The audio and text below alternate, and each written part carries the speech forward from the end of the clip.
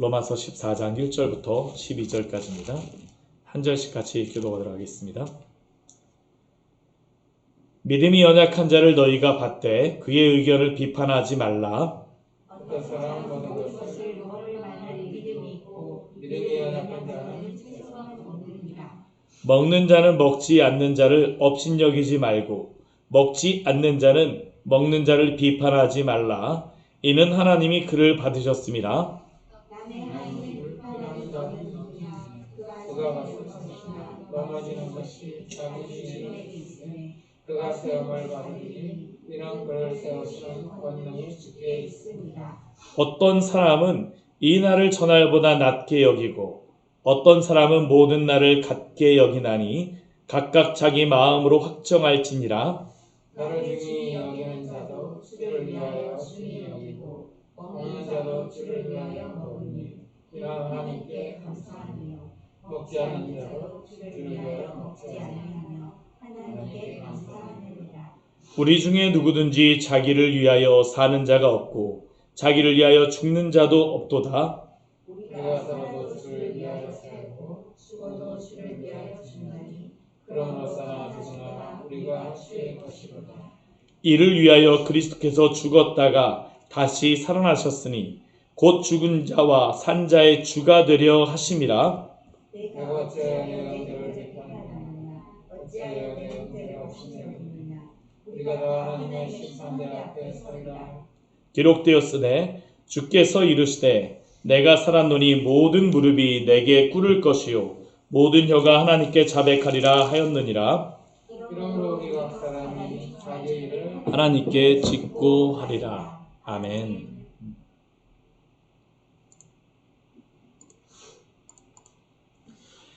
오늘 로마서 14장 1절부터 12절까지의 말씀을 보았습니다. 참 사단이 교회를 넘어뜨리는 그러한 방법 중에 우리가 성경 말씀을 보게 되면 참 여러 가지의 방법이 있지만 교회를 넘어뜨리고 성도를 넘어뜨리는 방법 중에 가장 좋은 방법이 무엇일까요? 교회 안에서 성도끼리 다투게 만드는 것입니다. 제가 종종 말씀드리는 것이지만 우리 다윗이 골리앗과의 전투를 앞두고 전투를 나가야 되는데 이 말씀을 잘 보게 되면 사무엘상 말씀을 보게 되면 다윗이 골리앗과 싸우지 못할 뻔했습니다. 왜 그럴까요? 다윗이 골리앗과 싸우는 게 아니라 그의 형 엘리압과 싸울 뻔했기 때문입니다. 다윗이 이 골리앗의 블레셋의 장수였던 골리앗을 보면서 아니 할례도 받지 아니한 그러한 이방 백성이 하나님의 백성을 어떻게 이렇게 멸시하고 모멸하느냐라고 이야기를 하니까 그의 형 엘리압이 다윗에게 이야기하는 게 뭐냐면 너가 이 전쟁을 구경하러 갔구나 하면서 그의 형 엘리압이 다윗을 공격합니다. 만약 그때의 다윗의 마음이 아니 형이 나를 이해해야지 어떻게 형이 나한테 이럴 수 있어 하면서 다윗이 물맷돌을 들어갖고 골리앗한테 던지는 게 아니라 자기 형 엘리압한테 한번 던졌다고 한번 보십시오. 그거 어떻게 될까요?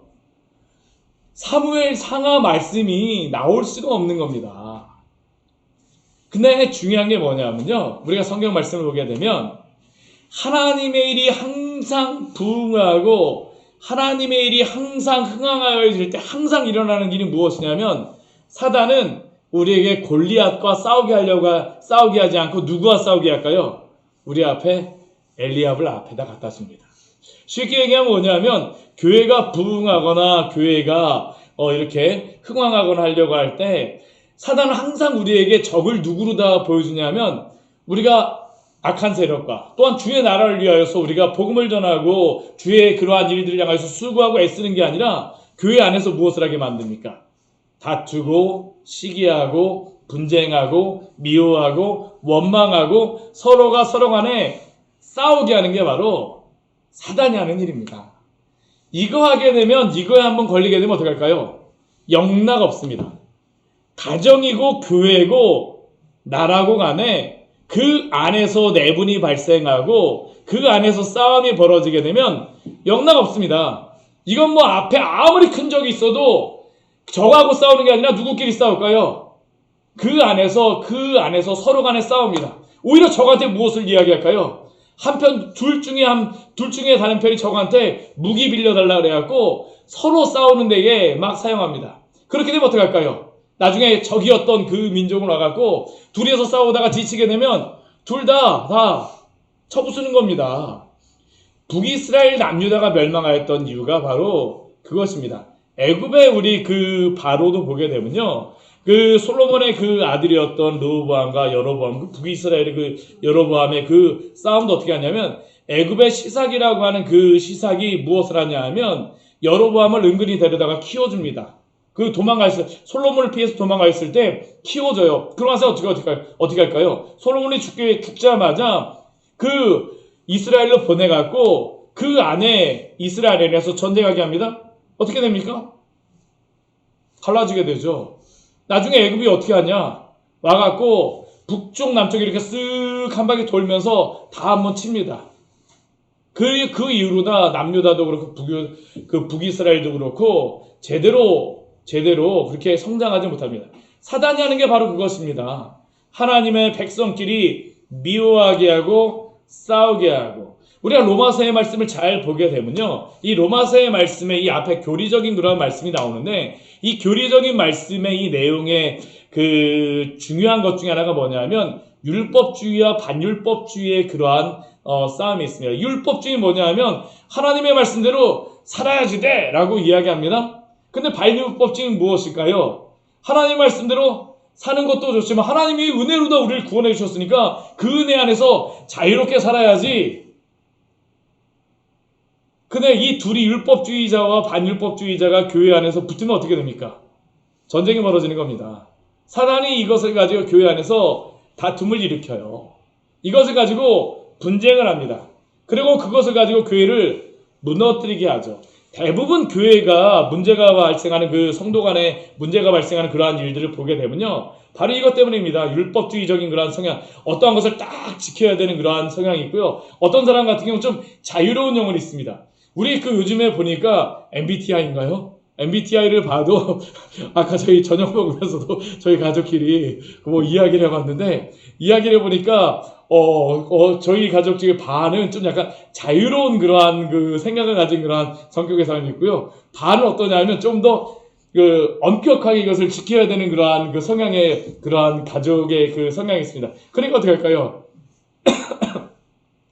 둘이서 만약에 조금 더 자유롭게 해도 되지? 라고 하는 사람하고 뭔가를 항상 제자리에 있어야 되는 사람하고 있다 보면 이게 서로 간에 별로 좋지 않은 겁니다. 가정 안에도 그렇습니다.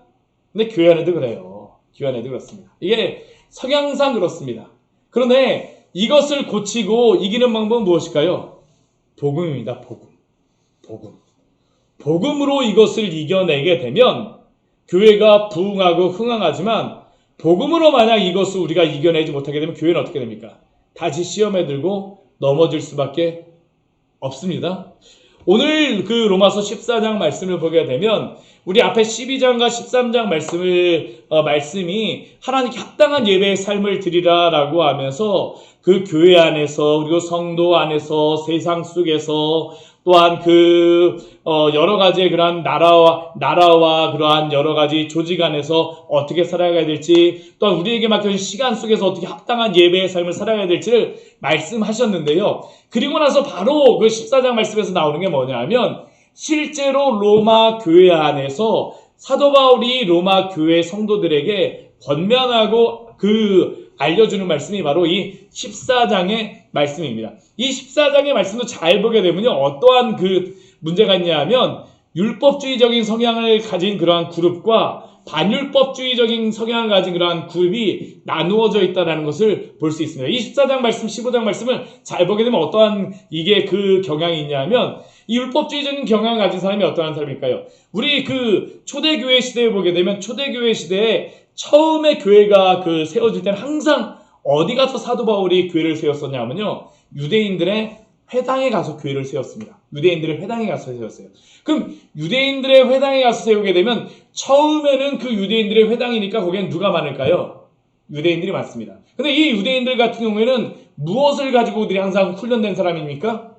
율법을 가지고 훈련된 사람이에요. 그래서 이 사람들은 구약 성경이 굉장히 정통하고 구약 성경에 나와 있는 그 율법의 말씀들을 잘 지켜야지 이 사람들은 속이 시원한 사람들입니다. 그 예배를 드려도 그들이 드렸던 그런 순서대로 탁탁탁탁 드려야지 속 시원하고 예배 드린 것 같은 게 바로 이 유대인 그리스도인들의 그러한 특징입니다. 근데 이 사람들과 함께 이 교회가 부흥하면서 이 회당을 중심으로 해서 또 어떤 사람들이 들어오냐면 이방인 그리스도인들이 들어오기 시작하였습니다. 근데 이방인 그리스도인들 같은 건 어떻습니까? 이 사람들은 할례도 행하지 않았습니다. 음식법을 지킬까요? 음식법도 그렇게 크게 지키려고 하지를 않습니다. 오늘날에도 그 이스라엘에 가게 되면 코셔라고 그래요. 그렇게 마크가 딱 있습니다. 그래서 이스라엘 사람들은 코셔 마크가 아니면 먹지를 않아요.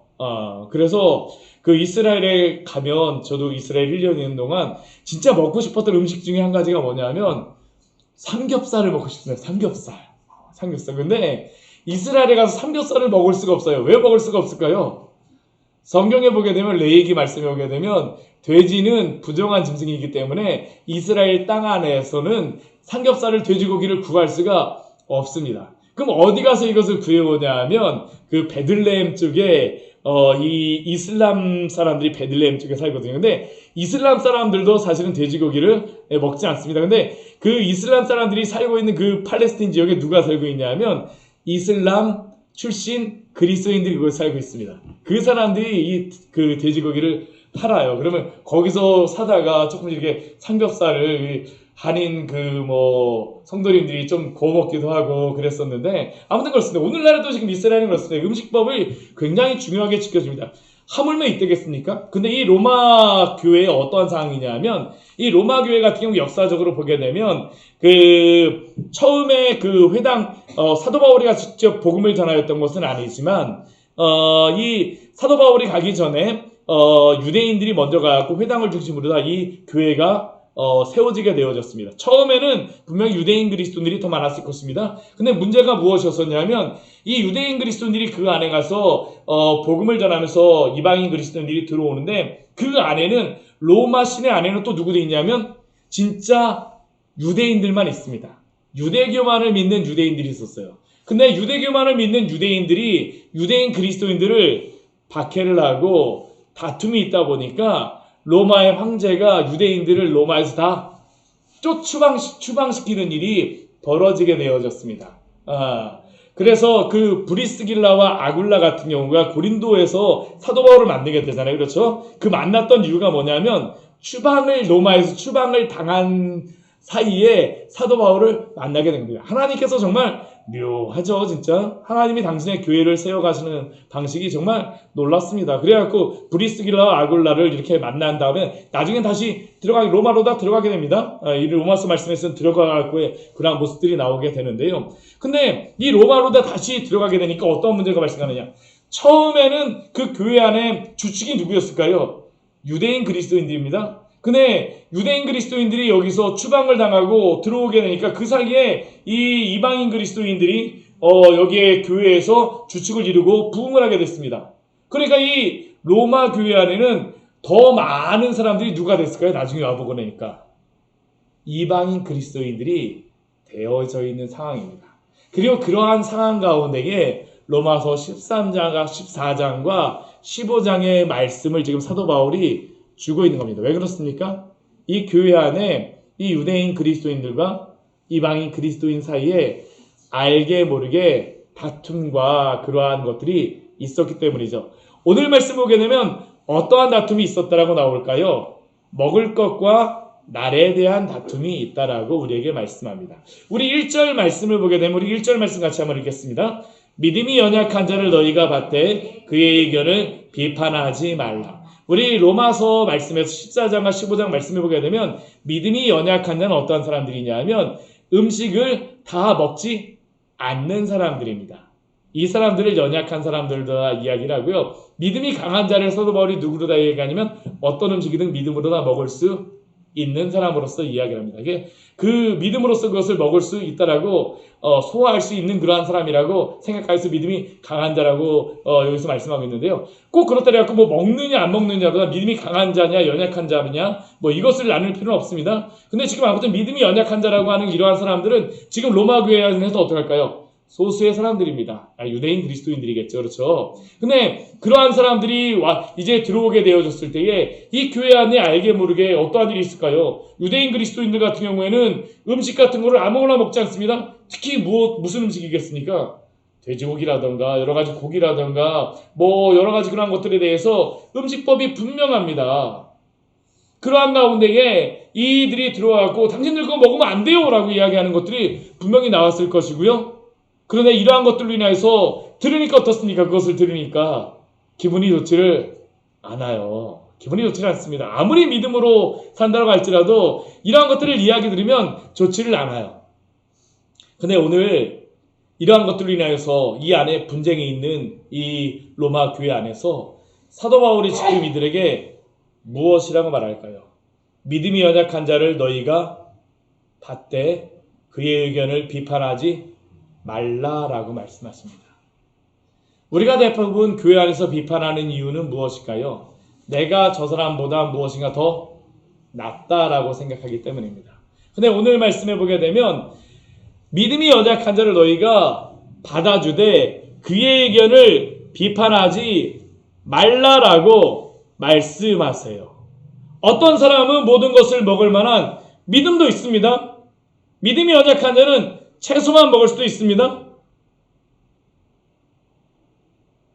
그러나 먹는 것을 가지고 오늘 3절 말씀을 보게 되면 분명히 뭐라고 말씀하세요? 먹지 않는 자를 업신여기지 말고라고 말씀하시고 업신여기지 말라라고 말씀하세요. 아니 저 사람은 저것을 먹지 못하니까 믿음이 없다라고 업신여기지 말고. 근데 사실은 그것을 먹는 사람을 향하여서 반대편에서 무엇이라고 할까요? 아니 어떻게 저거를 먹을 수가 있어 하면서 동일하게 업신여기지 않겠습니까? 근데 둘 다 말하는 것입니다. 너희가 먹는 자는 먹지 않는 자를 업신여기지 말고 또 먹지 않는 자는 먹는 자를 업신여기지 말라라고 지금 말씀하시죠. 비판하지 말라라고 말씀하십니다. 왜 그럴까요? 우리는 교회라고 하는 게 어떠한 곳인가를 우리 항상 기억해야 됩니다. 우리가 그 주일 예배를 통해서 우리가 항상 그 교회가 무엇인가에 대해서 보았었지만 교회는 어떠한 조직입니까? 주는 그리스도시요 살아계신 하나님의 아들이십니다라는 그러한 고백을 가지고 모여있는 조직이 바로 모이게 된 그러한 사람들이 바로 성도요 교회인 줄 믿습니다. 내가 이 사람을 교회인으로서 내가 이 사람을 받아주고 난 게 아닙니다. 누가 성도들을 교회 안에 부르시고 그들을 교회로 이끄셨습니까? 하나님이 이끄셨다라고 우리에게 말씀하죠. 하나님이 그를 받으셨습니다라고 우리에게 말씀하고 있습니다. 하나님이 받으신 그러한 사람을 향하여서 그러네 어떻게 너가 업신여길 수 있느냐라고 우리에게 말씀하시는 것입니다. 4절 말씀에 우리에게 분명히 말씀하죠. 우리 4절 말씀 같이 한번 읽을까요? 남의 하인을 비판하는 너는 누구냐? 그가 서 있는 것이나 넘어지는 것이 자기 주인에게 있음에 그가 세움을 받으리니 이는 그를 세우시는 권능이 주께 있음이니라. 남의 하인을 비판하는 너는 누구냐라고 말씀하십니다. 우리는 교회 안에서 비판하기가 너무나도 쉽죠. 참 이게 인간이 그렇습니다. 뭐 이것을 내가 열심히 하게 되면 저 사람 왜 저렇게 잘 열심히 안 하지 하고선 비판하는 게 우리 율법주의적인 그런 성향 있으신 분들이 사실 이게 되게 강하죠. 나는 굉장히 열심히 교회에서 봉사를 많이 했는데 저 사람 별로 안 하는 것 같아. 그러면 우리의 마음속에서 어떻습니까? 은근히 내가 잘했다는 걸 열심히 했다는 걸 가지고 비판하기가 쉽습니다. 그렇죠? 근데 그것으로만 비판으로 끝나는 게 아닙니다. 열심히 안 하는 사람은 또 어떻게 비판할까요? 저 사람은 왜 저렇게 맨날 잘난 척 하는 거야? 우리가 이러지 않나요? 근데 오늘 주님께서는 우리에게 무엇이라고 말씀하십니까? 남의 하인을 비판하는 너는 누구냐라고 말씀하시죠. 남의 하인을 비판하는 너는 누구냐? 오히려 하나님이 그 사람에게 질문하시는 겁니다. 너가 누구냐 도대체? 너가 왜 내 하인을 비판하느냐라고 질문하십니다. 세우는 것이 누구에게 있습니까? 우리 주님께 있는 줄 믿습니다. 사랑하는 성도 여러분, 비판하지 마십시오. 비판하지 마세요. 남이 나한테 비판했다 해가지고 우리의 마음은 어떻습니까? 비판 듣게 되면 나 한 번 비판했어? 그럼 나는 2번 비판 아니라 안 되는 겁니다. 왜 그렇습니까? 우리도 동일하게 되어지는 것입니다. 남을 비판하는, 남의 아이를 비판하는 너는 누구냐라고 우리에게 질문하시죠. 세우시는 분은 누구십니까? 하나님이십니다.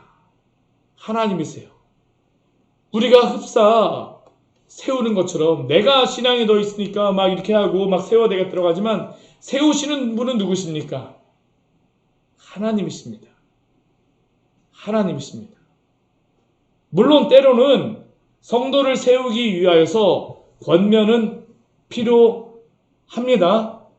권면이 없으면 안 됩니다. 우리 분명히 우리 그 디모데 후서 말씀 같은 경우에도 보게 되면 우리에게 말씀을 주시는 그러한 이유가 무엇입니까? 그 말씀을 통하여서 교훈과 책망과 바르게 함과 의로 교육하기에 유익하게 하기 위해서 이 말씀을 주셨죠. 그러나 이 말씀을 가지고 분명히 권면하고 세워야 될 때가 있지만 내가 내 방법으로 세우겠다라고 하게 되면 하나님이 기뻐하실까요? 기뻐하지 않으신다라는 것을 우리는 기억해야 합니다. 우리의 가치관을 가지고 사람을 재단하면 안 됩니다. 오늘 5절과 6절 말씀에서는 또 다른 한 가지의 문제를 가지고 이야기를 하죠. 무엇을 가지고 이야기합니까? 날에 대한 문제를 가지고 이야기합니다. 유대인들 같은 경우에는 분명히 먹는 것과 함께 율법을 지킨다고 하게 되면 의식법이 굉장히 중요합니다. 음식법하고 의식법입니다. 결국 할례하고 그 음식법하고 이 의식법의 이 날에 대한 건데 유대인들 같은 경우는 항상 지켜야 되는 그 절기가 무엇일까요? 처음에 6월절 지켜야 되고요. 그 다음에 그 맥주절 지켜야 되고요. 그렇죠? 77절 오순절 지켜야 되고요. 그 다음에 대속제일 지켜야 되고 초막절 지켜야 됩니다. 그렇죠? 뭐 나팔절 우리 7월 1일 날도 우리 있는데 이것들은 그들은 항상 지켜야 된다고 생각합니다. 그리고 또 그 안식일을 또 그들은 지켜야 됩니다. 그리고 월삭도 그들은 있었고요. 그렇죠? 이러한 것들이 그들에게는 항상 지켜야 될 그러한 명절과 같이 예배해야 되는 그러한 것이었습니다. 근데 신약시대에 오게 되면 다른 명절들은 대부분 다 폐하해졌어요. 무엇만 초대교회 시대에는 무엇만 지켰었냐면 안식일만을 주일만을 지켰습니다. 안식일이 아니고 주일을 지키죠. 왜 주일을 지킵니까? 예수님께서 그 안식 후 첫날에 부활하셨기 때문에 초대교회 시대의 그러한 기록들을 보게 되면 주일을 그들이 역사적으로 계속 초대교회 시대부터 지켜왔습니다. 근데 유대인들은 어떻게 해요? 이들이 이렇게 그 주일을 지켰지만 이들은 또 시간이 지나면 어떻습니까? 6월절 되면 6월절 지켜야 됩니다 이야기할 테고요. 또 무엇 해야 합니까? 오순절 되면 오순절 지켜야 됩니다 라고 이야기하게 되고 나팔절 되면 나팔절 지켜야 되고요. 대속제일 되면 대속제일 지켜야 되고요. 초막절 되면 초막절 지켜야 됩니다.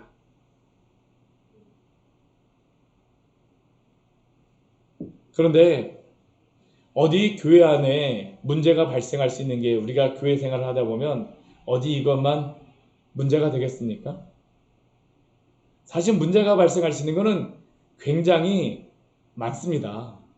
하다못해 우리 음식을 보아도 어떤 분은 어떻습니까? 짠 거를 좀 좋아하시는 분도 있고요. 어떤 분들은 좀 싱거운 거를 좋아하시는 분도 있고요. 어떤 분들은 교회에서 식사할 때 항상 국을 드셔야 되는 분도 있고요. 어떤 분은 국 없이도 잘 사시는 분들도 있습니다.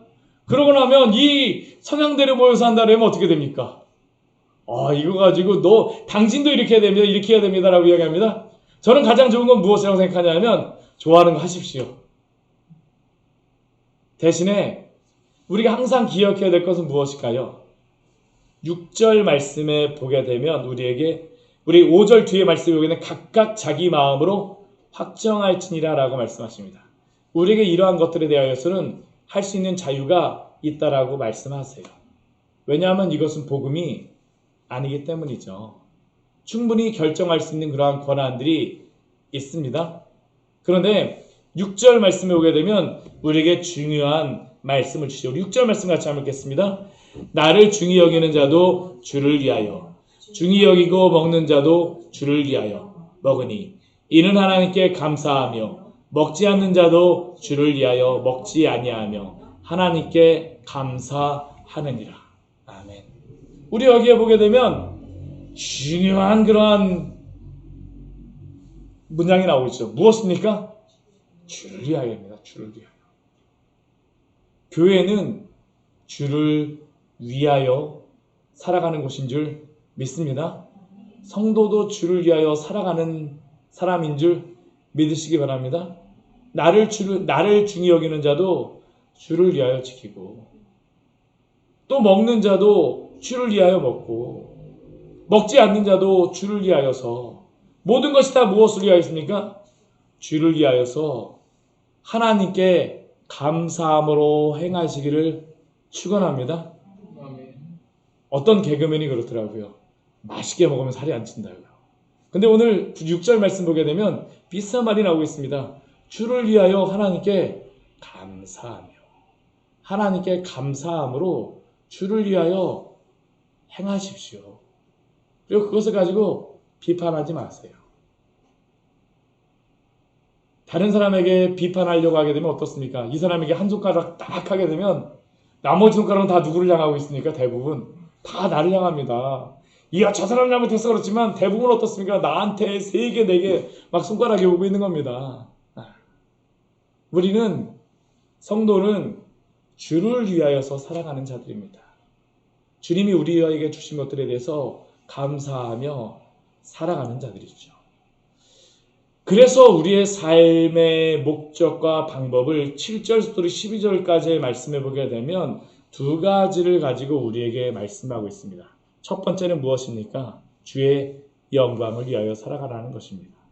우리 7절 말씀을 같이 한번 읽겠습니다. 우리 중에 누구든지 자기를 위하여 사는 자가 없고 자기를 위하여 죽는 자도 없도다. 우리 6절과 우리 대비되는 또 한 가지가 나오죠. 무엇입니까? 자기를 위하여. 자기를 위하여. 그런데 성도는 누구든지 자기를 위하여 사는 자가 없습니다. 자기를 위하여 사는 자는 성도일 수가 없다라는 겁니다. 왜 그렇습니까? 주인이 바뀌었기 때문입니다. 자기를 위하여 사는 자도 없고 자기를 위하여 죽는 자도 없도다. 음식할 때 그러니까 어떻게 하는 게 좋을까요? 내 입맛에 짠 게 있고 다른 사람 입맛에 좀 싱겁게 되면 내 입맛에 맞춰야 되겠습니까? 상대편에 맞춰야 되겠습니까? 오늘 말씀 보면요. 상대편에 맞추라고 말씀하시는 겁니다. 내가 짠 거 좋아하니까 자기의 마음대로 확정하라고 말씀하시지만, 근데 또 그 뒤에 보게 되면 바로 무엇을 말씀하세요? 자기를 위하여 사는 자가 없고 자기를 위하여 죽는 자도 없도다. 자기의 입맛대로 사는 자도 없고 자기의 입맛대로 먹는 자도 없다라는 겁니다. 자기를 위하여가 아니라 주를 위하여, 주를 위하여, 주를 위하여. 8절 말씀 같이 한번 읽어보겠습니다. 우리가 살아도 주를 위하여 살고 죽어도 주를 위하여 죽나니 그러므로 사나 죽으나 우리가 주의 것이로다. 아멘. 우리는 다 이러한 자인 줄 믿습니다. 구원받은 성도는 이렇게 살아가는 사람들입니다.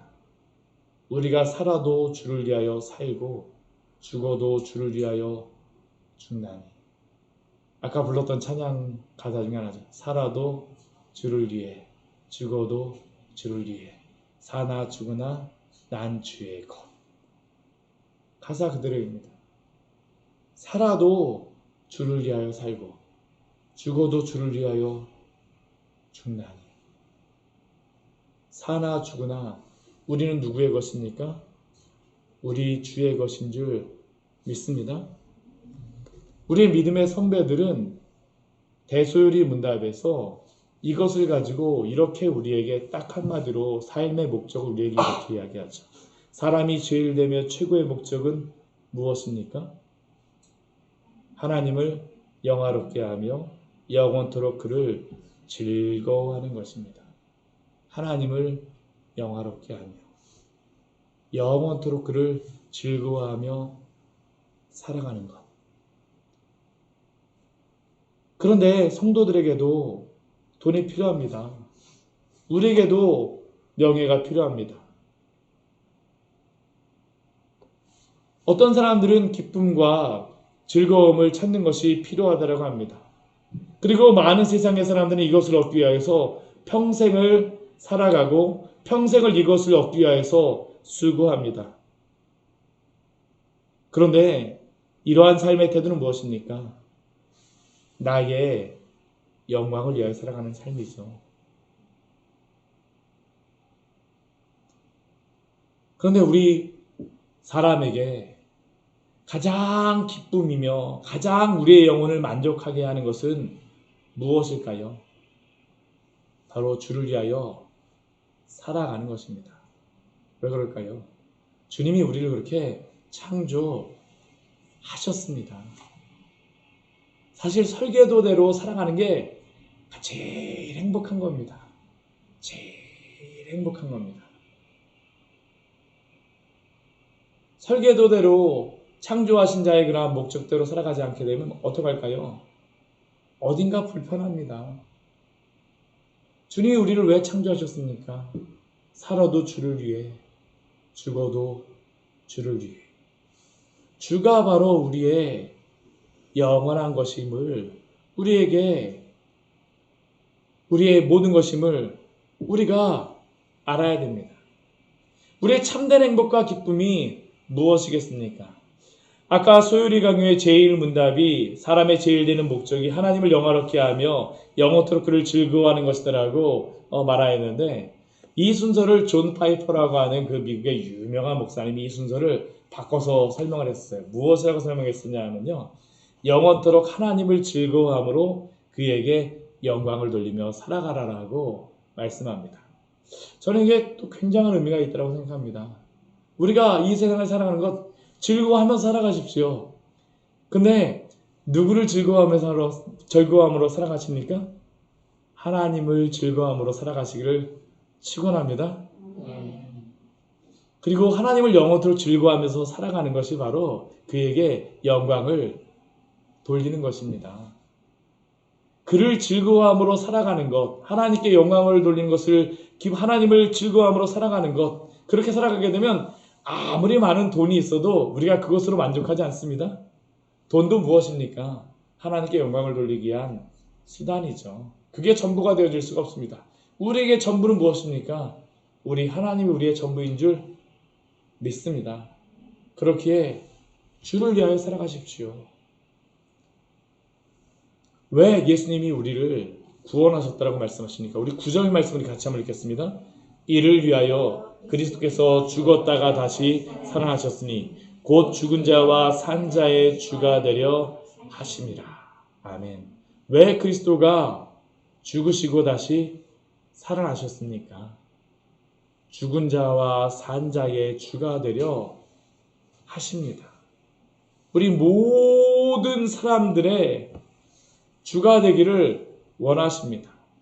구원받은 성도들이 단순히 그리스도가 나의 주님이라고 하면서 교회에서만 우리가 살아가는 것이 아닙니다. 어디에서도 우리는 그리스도를 주로 모시며 살아갈까요? 우리의 삶의 영역에서도 주를 주답게 모시며 살아가는 것입니다. 예수 그리스도가 우리의 구주가 되어주셨다는 것은 그리스도가 우리의 삶의 주가 되어주셨다는 것을 의미합니다. 영원토록 그를 즐거워함으로 그에게 영광을 돌리며 살아가시기를 축원합니다. 이게 바로 오늘도 우리에게 주시는 말씀이죠. 오늘 10절 말씀에 우리 비판하는 그러한 사람들을 향하여서 다시 한번 그 경고의 말씀을 주십니다. 우리 같이 한번 읽어볼까요? 내가 어찌하여 내 형제를 비판하느냐? 어찌하여 내 형제를 업신여기냐? 우리가 다 하나님의 심판대 앞에 서리라. 아멘. 형제를 비판하며 형제를 업신여기는데, 여기에 대해서 경고하시는 하나님의 그러한 말씀 무엇입니까? 우리는 다 하나님의 심판대 앞에 서게 될 것이라는 겁니다. 우리는 다 하나님 앞에 서게 되어질 것입니다. 그럼 하나님께서 우리의 그러한 모든 것들에 대해서 다 판단하실 것입니다. 그런데 11절과 12절 말씀을 보게 되면 굉장히 그 하나님이 심판하실 때에 놀라운 말씀을 한 가지를 주세요. 우리는 그 하나님의 그 심판대 앞에서 그 책이 있어 거기에 다 써있다라고 우리가 이야기하지만 우리 11절과 12절 말씀을 보게 되면 그 책이 누가 될까요? 사실은요. 내가 됩니다. 내가. 한번 11절 한번 말씀 보십시오. 우리 11절 12절 말씀 같이 한번 읽어볼까요? 기록되었을 때 주께서 이르시되 내가 살았노니 모든 무림이 내게 꿇을 것이요 모든 혀가 하나님께 자백하리라 하였느니라. 이러므로 우리 각 사람이 자기 일을 하나님께 직고하리라. 아멘. 심판대 앞에서 직고하리라는 말씀이 나옵니다. 우리가 딱 앞에 가면 어떻게 될까요? 하나님 앞에서 우리가 살아왔던 것이 그냥 뭐 녹음한 것처럼 다다다다다다다닥 하면 뭐 방언 뭐 그것도 아닙니다. 다다다다다다 하는데 누구에 대한 삶의 기록이 나올까요? 나의 삶에 대한 그러한 기록이 다 나올 것입니다. 내가 예전에 비판하면서 잘못했던 거 누가 잘못했다라고 스스로 누가 이야기할까요? 우리가 이야기할 겁니다. 아, 이거 얼마나 창피할까요? 다른 사람이 우리가 잘못한 거를 봐도 굉장히 창피한데 하나님 앞에 가게 되면 여기 보십시오. 모든 무릎이 내게 꿇을 것이요 모든 여가 하나님 앞에 자백하리라. 각 사람이 자기를 하나님께 직고하리라.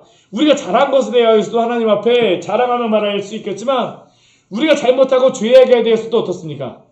하나님 앞에 직고하고 자백하게 되어질 것입니다.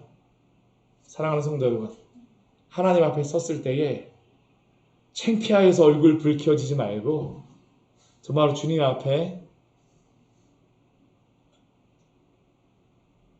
우리가 하나님 앞에 충성하였던 그러한 것을 자랑스럽게 직고할 수 있는 그러한 성도님들 되시기를 축원합니다.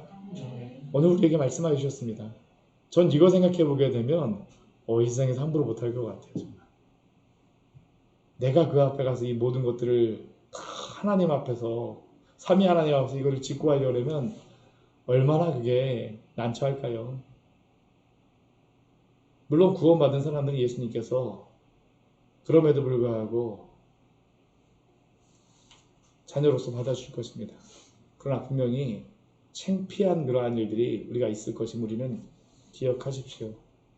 그렇게 주 앞에서 믿음으로 살아가십시오. 내가 믿음으로 잘 살았다 그래갖고 비판하지 마십시오. 날마다 주 안에서 주님이 우리를 구원하셨음에 대해서 감사함으로 복음 아니면 괜찮습니다. 조금 져도 괜찮습니다. 자존심 조금 상해도 괜찮습니다. 주님 앞에 가고 내가 자존심 조금 상했지만 그때는 주님 앞에 가서 뭐라고 할까요? 주님 그때 제가 마음이 굉장히 상했었는데요. 참았어요. 주님이 뭐라고 말씀하실까요? 칭찬해 주실 겁니다. 잘했어. 잘했어. 이런 칭찬 듣는 우리 귀한 성도들 되시기를 원합니다.